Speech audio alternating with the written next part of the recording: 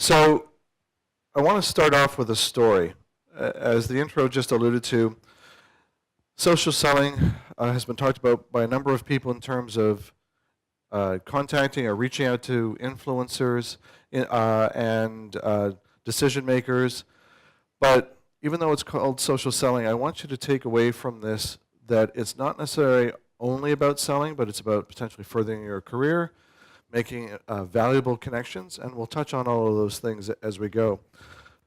But I want to start with a story that includes England, this gentleman here named Roland Harwood, and an organization called NESTA, which stands for the National Endowment for Science, Technology, and the Arts. So 8 years ago, I reached out to this gentleman on LinkedIn. He didn't know me, but I sent him an in-mail message and said, "You don't know me, but I'd be interested in speaking to you about the work that you do and the organization that you do it for, and in this case, NESTA." Now, NESTA is an organization that is funded by an endowment from the British government.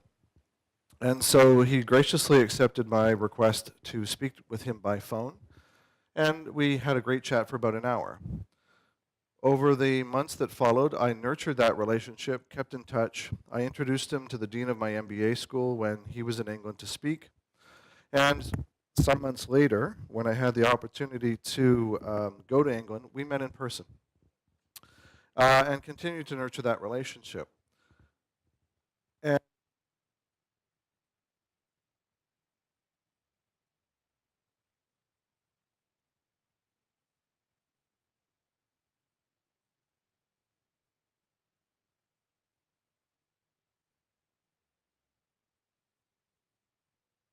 there we go. Okay, so as we got talking over those months, I decided one day, you know what? I want to see if there's an opportunity for myself and my company based in England. And so I reached out to Roland and said, would you know of any organizations in the UK that would be interested in outsourcing business, in my case, consulting, to Canada, given the exchange rate? At the time, it's about the same again now. And he actually said, well, we have a project and we have you in mind for it. So I was commissioned by NESTA to do a research project on all of the predominant social networks of the day. And that project has been the foundation for the work that I've done over the last 8 years. So you never know what will come of a connection that you make on LinkedIn, and don't be afraid to reach out cold and just ask someone for a few minutes of their time to talk about the work that they do. You'll never know where it's going to go. So a little bit about me. You've got the bio there, but I want to touch on, we'll go back to that. So I teach digital strategy at the University of Toronto. I've got a bit of an eclectic background, economics, film, and an MBA. Worked in technology. I was the head of social media strategy for the Royal Bank of Canada. And many people don't know, but because of my background in film, I produced a documentary that was in the Toronto Film Festival about 20 years ago. So some assumptions for today. This is not about abandoning your current efforts. This is about augmenting what you're already doing. So if you're a traditional salesperson, it works well for you, then this is just going to be some more tools in your kit bag. Social selling typically has a foundation, and in this case, the foundation is based on LinkedIn. How many of you have a presence on LinkedIn? How many, just as a show of hands, how many pay for a premium account? Okay. So I'm member 199,964 of the 400 million members. I was 99,000 shy of the 100,000. I would have got an email from Reid Hoffman on the day they did their IPO, so shucks for me. I've had the good fortune of being featured in 2 of their marketing initiatives when they reached milestones. In this case, when they reached 100 million members globally. They're now at 400 million. And then when they reached 10 million members in Canada. That story that I just told you about me and NESTA and Roland Harwood was one of the 10 success stories that they featured. But LinkedIn We've talked to this point about making connections, but before you're making connections, it's about your profile. It's about the impression that you're making. And so social selling actually has a passive component, which in this case is your profile. So when someone is going to potentially check you out on LinkedIn, what will they find? You know, if someone's going to Google you, will they find you on the first page of results? And if they do, you know, for me, my name is Andrew Jenkins. I'm competing with an actor from Australia, sorry, an actor from here, who's much younger, much better looking, and has a lot more hair, and a real estate agent in Australia. But we're always fighting for the first page of results. But this is where a optimized LinkedIn profile can serve you well. If someone's going to be checking you out before they engage in a conversation or accept a meeting with you. But once they've Googled you and they go to your profile, what will they find? Are they going to find the scuba diver on the left, the gray ghost in the middle, or a professional headshot on the right? The professional headshot on the right leads to more profile views and more in-mail open rate, or a higher in-mail open rate. But I can't emphasize how many times I see someone in the scuba suit. So when I go into an office, I'm looking for a snorkel sticking above the cubicle. But some people think that this is actually, you know, a good way to make a first impression, or making an impression when they're not there. Here's some other examples. You can judge for yourself. So the person in the top left, they're either at the beach or a nudist camp, I don't know. This person is having a great time on their vacation. I'm not sure, in all the months that I've shown this picture, of what the person on the bottom left is about in terms of career. And the person on the lower right is not to be messed with if they're going to bring a gun to a meeting. This last one, I'm not going to name any names. And again, it's not meant to, I don't want to be looking so judgmental, but these are actual LinkedIn profile pictures that people are using. This person is a financial planner. So would you trust them with your personal wealth if it looks like they're either from a spa or what have you? But again, think about the kind of impression you're trying to make. When someone's looking at your profile, you're not there to speak for yourself. What impression are you leaving? LinkedIn even goes so far to make it so easy for you that they have a video and a presentation on how to take a LinkedIn selfie. So it's not about coordinating a professional headshot. You can make it quite simple. Some profile tips. Avoid some oddities. You might have looked really good at that wedding, but if I see the shoulder of the person that you were with, or the boutonniere or whatever, I can tell where you were. If you can take a selfie with all those smartphones that we have available to us, do that. If you look good, there was one instance where I was working with an organization, and the director of sales had elected to use a picture of her and her husband in front of their mantle. They looked great on New Year's Eve, but it really wasn't an appropriate LinkedIn image.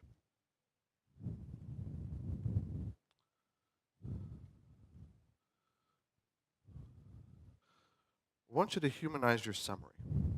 By that I mean you have the opportunity to say something beyond director of marketing.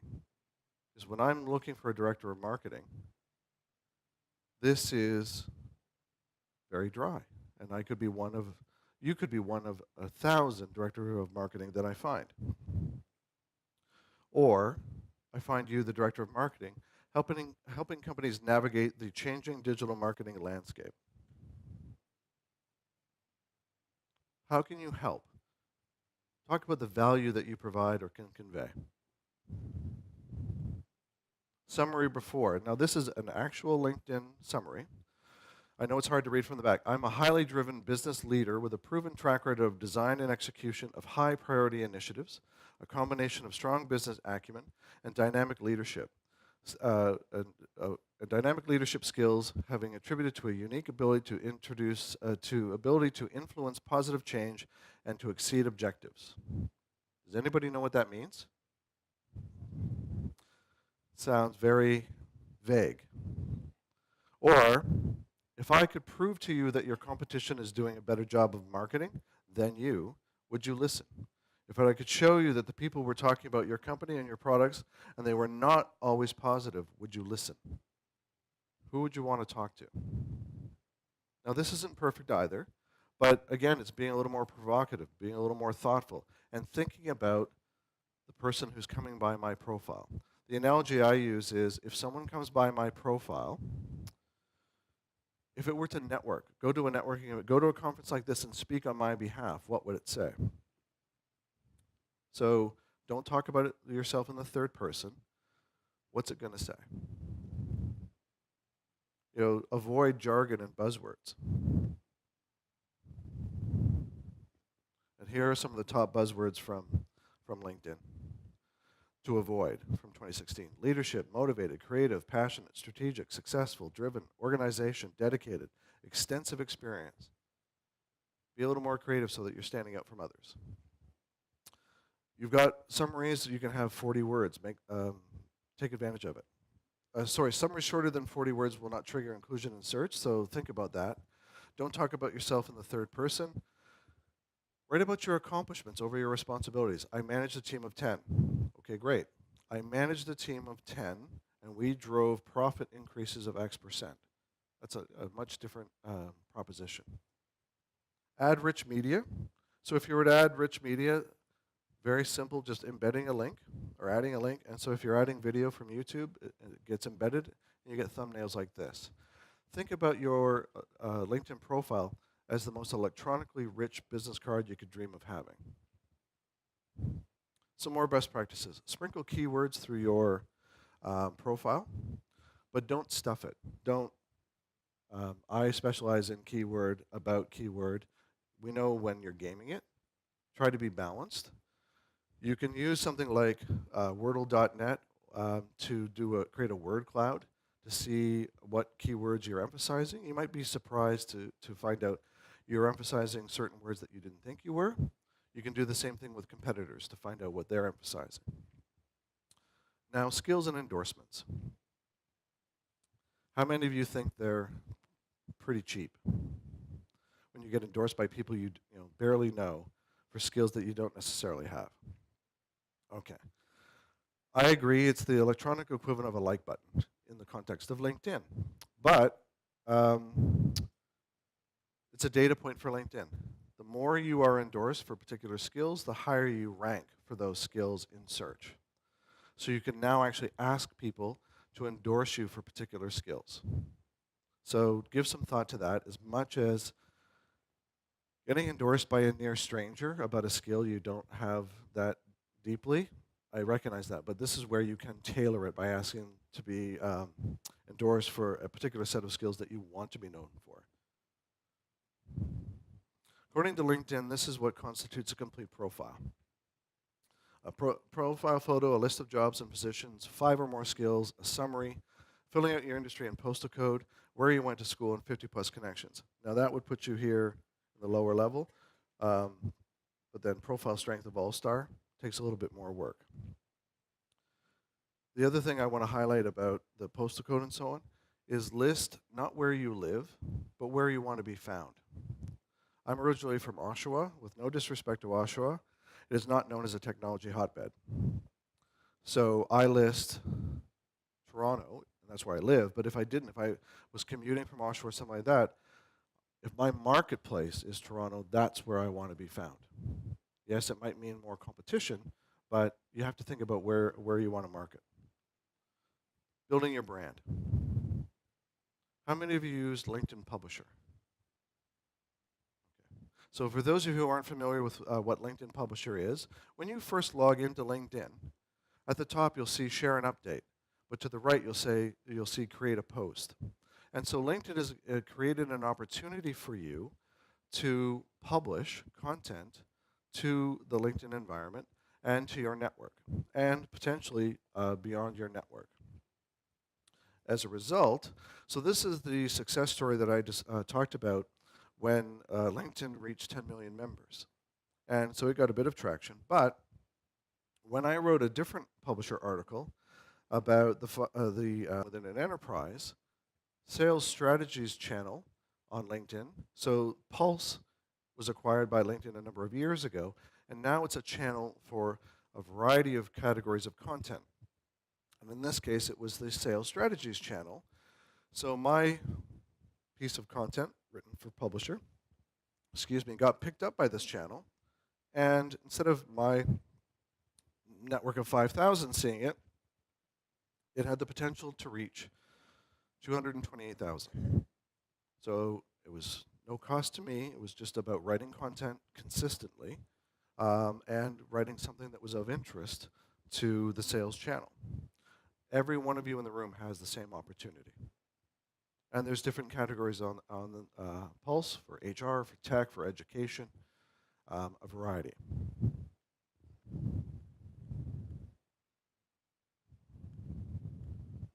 So a couple things that I want to highlight. How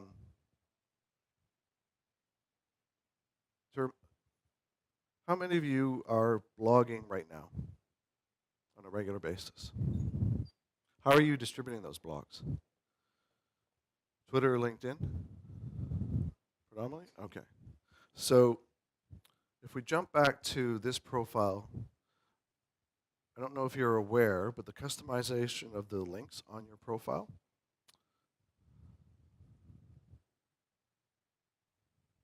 where you can embed your blog. Forgive me. I'll come back to that in a moment. So here, I know it's hard to see. If you're not writing for publisher, you can embed your blog. You can embed your Twitter feed. You can embed a link to your portfolio. There are 3 links there that you can customize.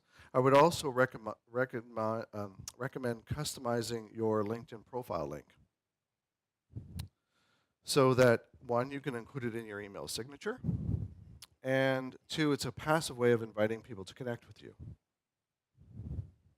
But down below, under website, you can customize those links and say other, and that enables you to brand what's phrased there. So you can put your website, your blog, your Twitter account, a link to your portfolio, whatever you would like to include.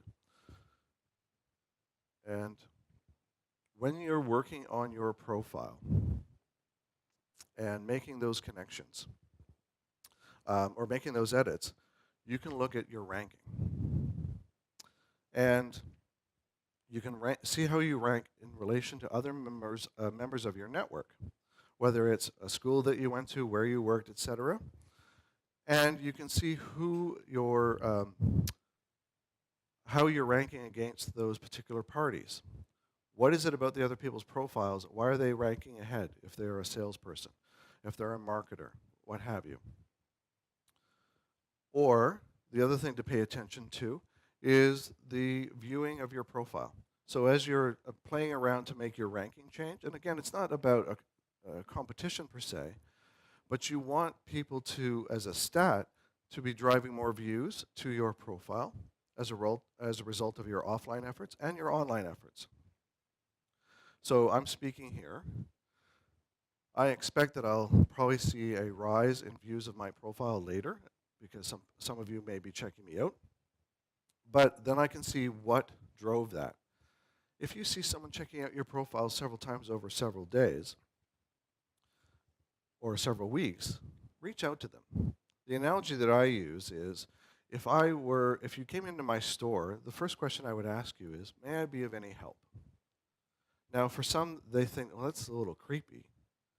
But you never know you're just offering to be of assistance. You're not saying, can I sell you something? So there was a time when someone was looking at my profile several times over several weeks, and I reached out to them. I said, can I be of any help? And she said, well, as a matter of fact, I'm producing a conference, and we are considering you as a speaker. So I actually provoked the conversation. So there's nothing wrong with reaching out and saying, can I be of any assistance? For a series of days, I was seeing an influx of views from executives from one particular bank. And I was curious as to what was driving this. And I reached out to one of them and said, again, can I be of any help? And it turns out a friend of mine who does one-on-one training for people in transition, there had been a group of executives from one bank that had been um, laid off, and so she was working with them on their LinkedIn profile, and she had told them to come and look at my profile as a reference point, and that was the underlying cause. So you never know what the reason is for the traffic, but under your stats, you will find some of the search results that are driving views of your profile. The other thing that's been introduced by LinkedIn that will help gauge how you're performing within the LinkedIn environment is the social selling index. And again, they're using the word selling, but this is also really about personal brand. There's 4 criteria. It's about relationship building, the kind of content you share, how well you are, how well you do for making connections. So there's 4 criteria, and it can fluctuate.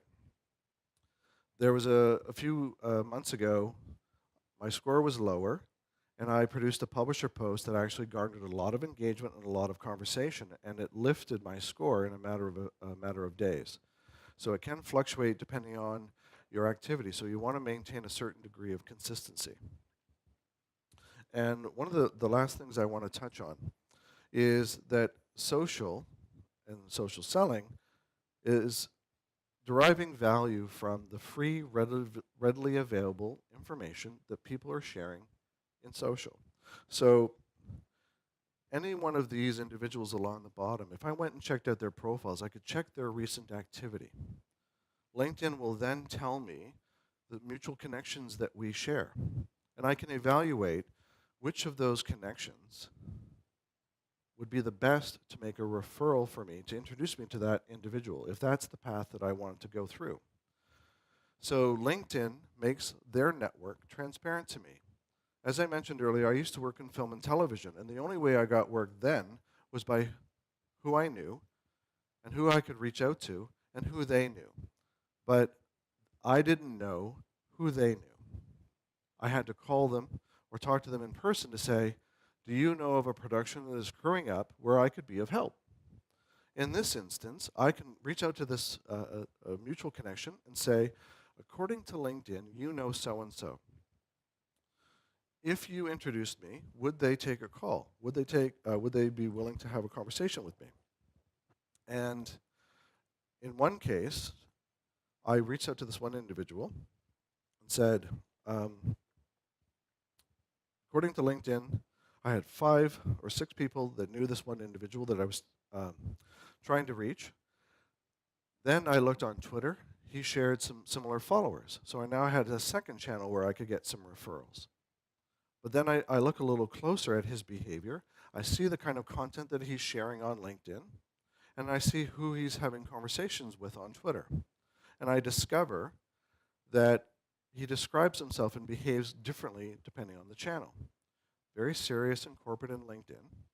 But when it goes to Twitter, he starts talking about innovation, travel, his love of family, and his love of golf. And I look and discover that the person he spoke to the most on Twitter was a golf pro. So if I were to engage him initially, would I mention my corporate golf tournament? Maybe. Would I invite him to play golf? Maybe. But even at a minimum, if I know that he's got an interest in it, would I be surprised if he brought up the subject? No. People buy from who they know and like, and people buy from people they trust. So with all this free, readily available data in social that you can leverage by listening and just drilling down on someone's profile, you have the ability to build trust and rapport faster and better than your competition. Yes? In terms of a company page. So for those of you who aren't aware, LinkedIn has made company pages available to corporations, and within that you can have up to 10 showcase pages, which are sub-pages. And so if, from a company context point of view, if you're thinking of your company as, I'll call it the overarching banner, then within that you may want a showcase page about careers, a showcase page about events, a showcase page about products or service lines. So you've got 10 of them. You can embed rich media. So again, treat it sort of like your profile, an individual's profile, how much of the story do you want to tell? Now, I will say, I mean, take advantage of them. They're free. However, unless you're prepared to spend a substantial amount of advertising dollars on LinkedIn for your company page, they will not light the world on fire. That is no disrespect to LinkedIn. Most of the value to be derived from LinkedIn for a company is through their individuals, the advocates that are their staff. So if you're in marketing or sales for an organization, if you can begin, if you haven't done so already, to coordinate your efforts, to leverage LinkedIn, to map to accounts to find out, oh, I didn't know that Mary in accounting knows someone at my target prospect. Leverage Mary's relationship to get an introduction. That's the kind of strategic use of LinkedIn where some of the value will be derived. But the other caveat is your LinkedIn profile is owned by you and LinkedIn, not the company you work for. So a company asking you or encouraging you as a salesperson or a marketer to use your LinkedIn presence to benefit them.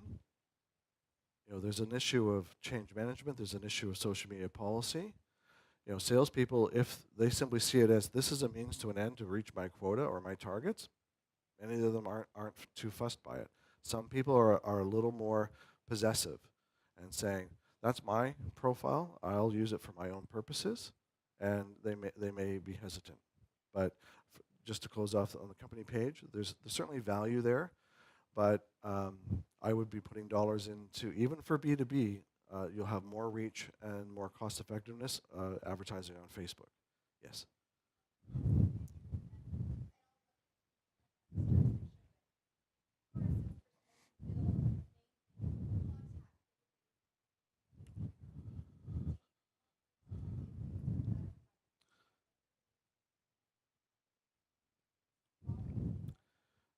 This is where there has to be a conversation within the leadership of the organization to decide, it's no different than Twitter followers. If I am a representative of the company, and when you hire me, does the policy address the connections that I make? Is there a non-compete policy? Am I Rogers Mary, working for Rogers? Does some of the staff take on a persona like that? I mean, they're not acting as someone they're not, but they have a Twitter handle that ties them to Rogers. But then they also have their own personal Twitter handle. And the same thing with LinkedIn. Like I said, according to the terms of use of LinkedIn, I own my profile in conjunction with LinkedIn, not my corporation.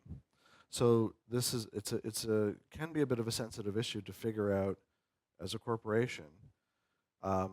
If you are acting on our behalf and you're going to leverage your LinkedIn profile, does our code of conduct, is there a non-compete in your contract that would cover off some of those issues? When I was working at RBC and some of the larger enterprises that we work with, when in doubt, your code of conduct will trump a social media policy, because a lot of organizations haven't figured out social media policy just yet. But that's one of the issues that has to be tabled for discussion. Just want to be conscious of time. Were there other questions? Yes.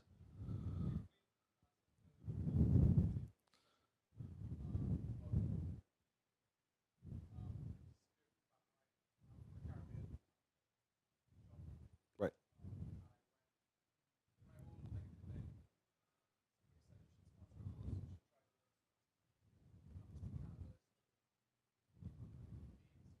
Right.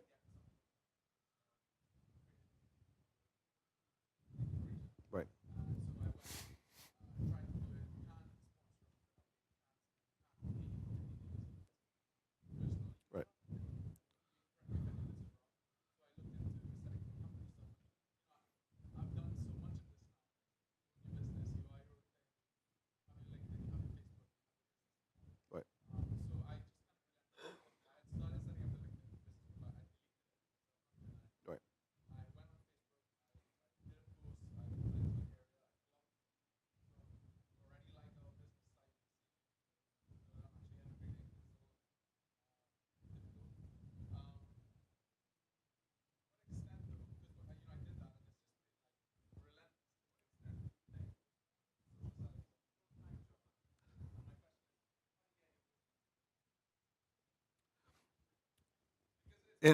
well, oh no, you raise an interesting point because and not just make it a sales pitch. The work that we do with organizations, and some of the work we do is managing social media on behalf of companies, is for that very reason.